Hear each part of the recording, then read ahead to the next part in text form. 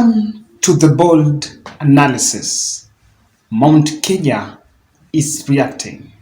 And I told you guys that I was paying close attention to see on how the people of the mountain are going to react to the story on attacks on the farms that belong to Uhuru Kenyatta and the Kenyatta family. I was paying more attention to see how that section is going to be. And I saw the Jubilee faction, Kileke faction, led by Kimani, I think Ngunjiri Wambugu, responding, saying that that was not the way to go. Today, I've got this video clip I wanted to watch. It's a long clip, but please just listen to what this lady is saying and what they're actually saying, because to me it makes a lot of sense. And I want to be specific. Niseme ya kwamba hatutakubaliana na kiongozi asimame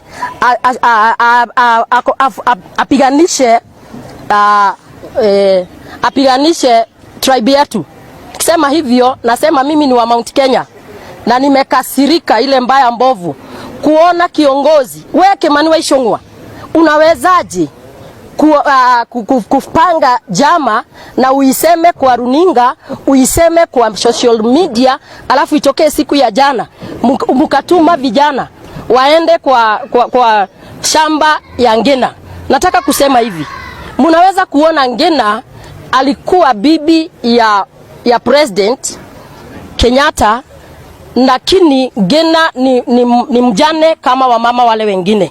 Na ninataka kukuambia hivi, Kimani wa Ishongwa, hautaletea kizazi na kizazi na kizazi laana kwa kuingia katika boma ya kifalme, kwa kuingia katika boma ya ule amekuwa kiongozi wa taifa la Kenya na kuenda kupeleka vijana pale. Wale vijana hawaelewi mila na desturi zetu za Ukikuyu, lakini what you have done is unforgivable.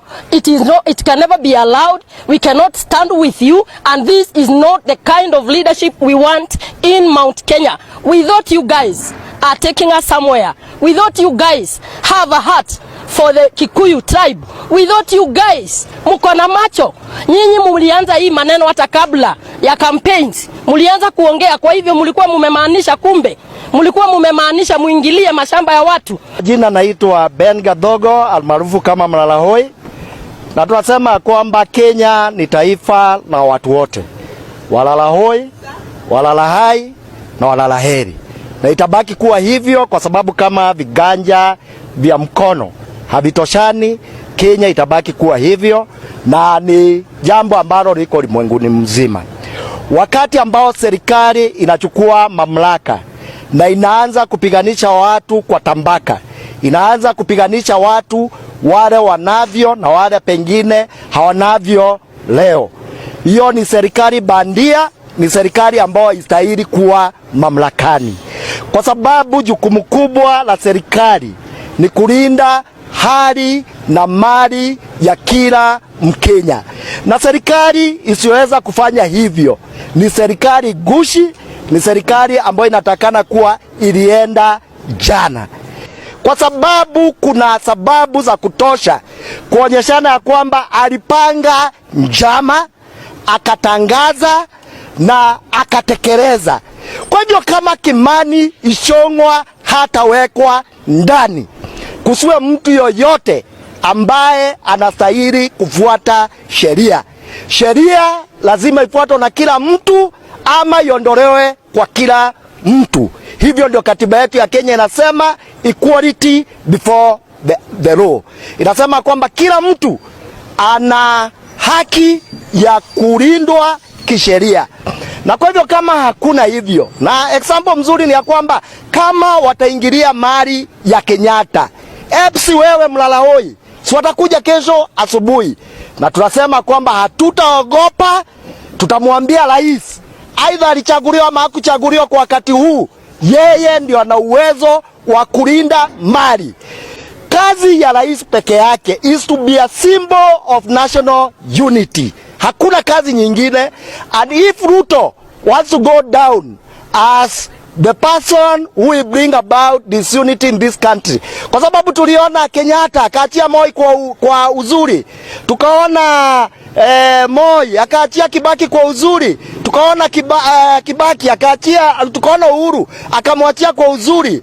Kama anataka kuanzia historia ya kugawana nchi hii, tutasema kwamba ni serikali ambayo haitakani kuwemo mamlakani, tutasema ni ya kwamba ni serikali ambayo itastahili kesho. Na kama ni jambo la kutisha maandamano ambayo yanaendelea, tutasema hatutaogopa, tutasema kwamba servers zifunguliwe, kwa sababu the bedrock of democracy is a free and fair electoral commission. Kama hakutakuwa na referee 2027, ni mtu ambaye anataka kuturudisha 2007 na tutarudi hapo kama wa Kenya. We must have a fair arbiter katika mchakato wa kutafuta uongozi katika Jamhuri ya Kenya, na hatutababaika, hatutaogopa. They can take our lives, but they can never take our freedom. Thank you. God bless Kenya. Okay, kwa majina naitwa Johnson Kireru Mwangi. Mimi ni mfanya biashara hapa Nakuru na tena mimi ni kiongozi. Na ningetaka kuchukua nafasi hii kukashifu vitendo ambavyo vinaendelea katika hii nchi. Tumesikia viongozi wengi wakijigamba ya kwamba wao ni watoto wa maumau. Kwani sisi ni watoto wa kina nani? Kwa hivyo mudu asishinde akitukiringia ya kwamba ni mtoto wa maumau. Hata sisi ni watoto wa maumau. Kitu inafaa kuwa ni tuweke amani katika nchi yetu na tukinge kila mmoja wetu. Tukiangalia hasa kwa uongozi wa nchi hii, tunaona mtu kama Dede Nyoro ndiye chairman wa kamiti ya mambo na pesa katika bungeni. Tukiangalia Moses Kuria ndiye CS wa trade. Tukiangalia mtu kama Kimani Ichung'wah ndiye anasimamia government business in the house. Kwa hivyo lazima wachunge maneno yanayotoka katika vinywa chao. Maneno ambayo inatoka katika vinywa chao ndio inafanya investors watoroke. Wakati mnasema mnaingilia mali ya mtu fulani, hakuna investor anaweza simama katika hii nchi.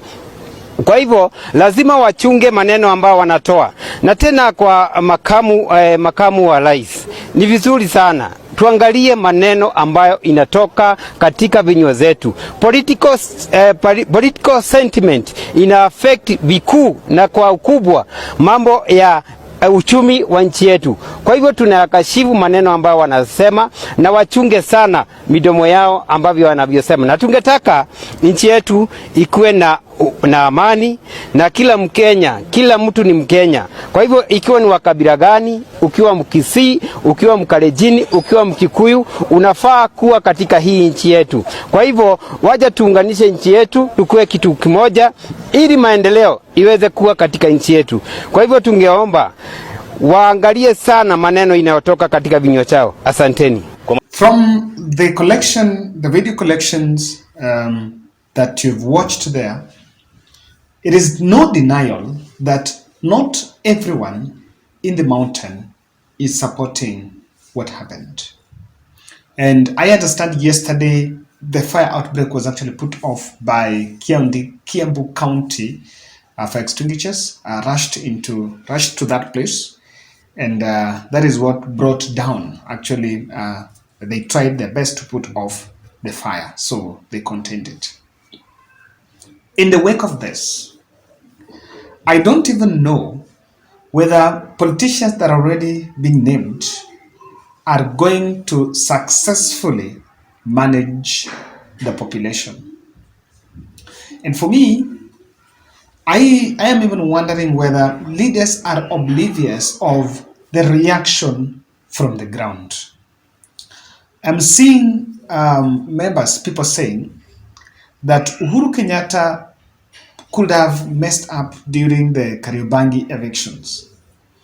And there is this tabia, I want to call it tabia.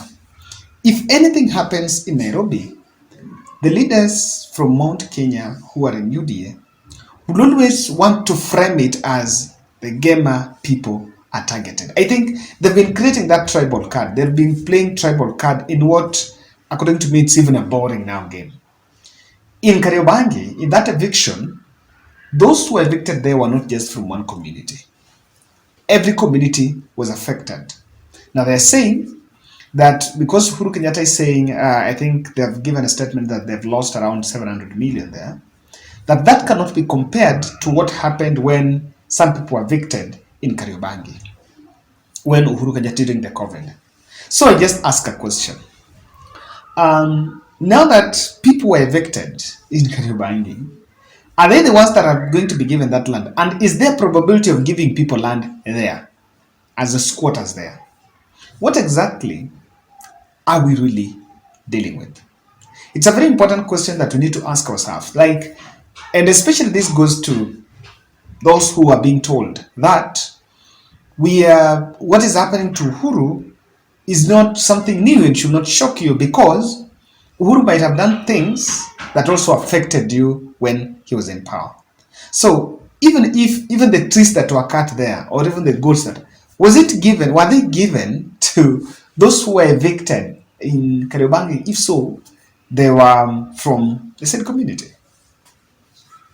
I'm just wondering. Number two, I'm looking at it as a foreign strategy this way.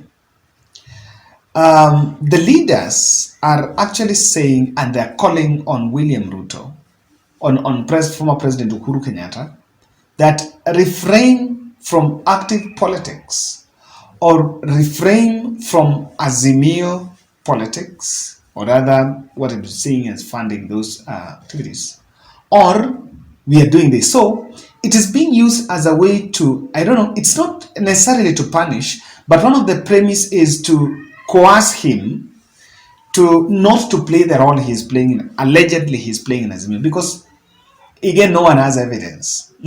No one even have evidence that Uhuru is actually playing a role in the Azimio activities. So we've created that. And then that begs the question. So do you think this direction of maybe trying to hurt his property or hurt his investments can bring him to the drawing board?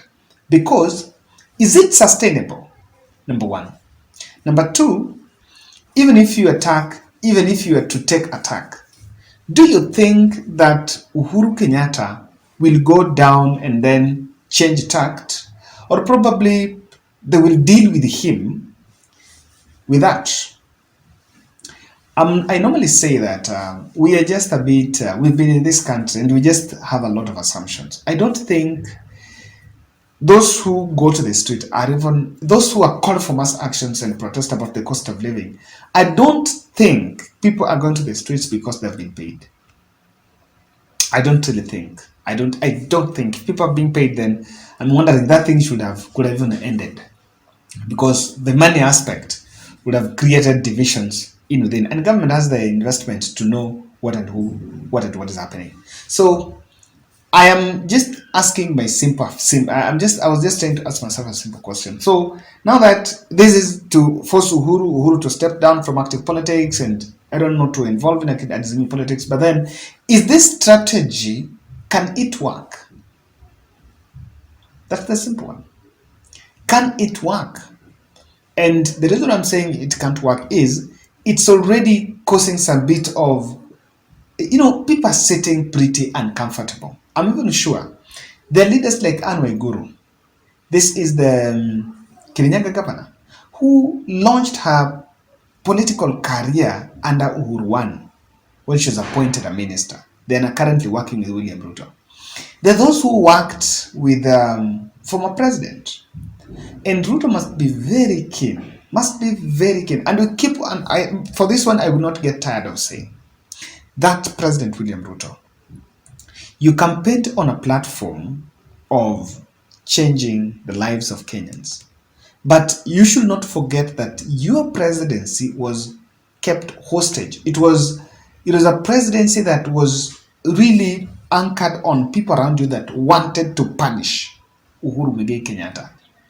And if it was to punish Uhuru Muigai Kenyatta, I can tell you that these people will stop at nothing.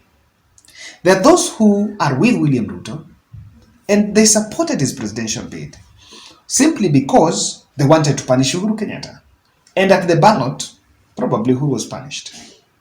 So these people still have some ills against, they still have some things against former president.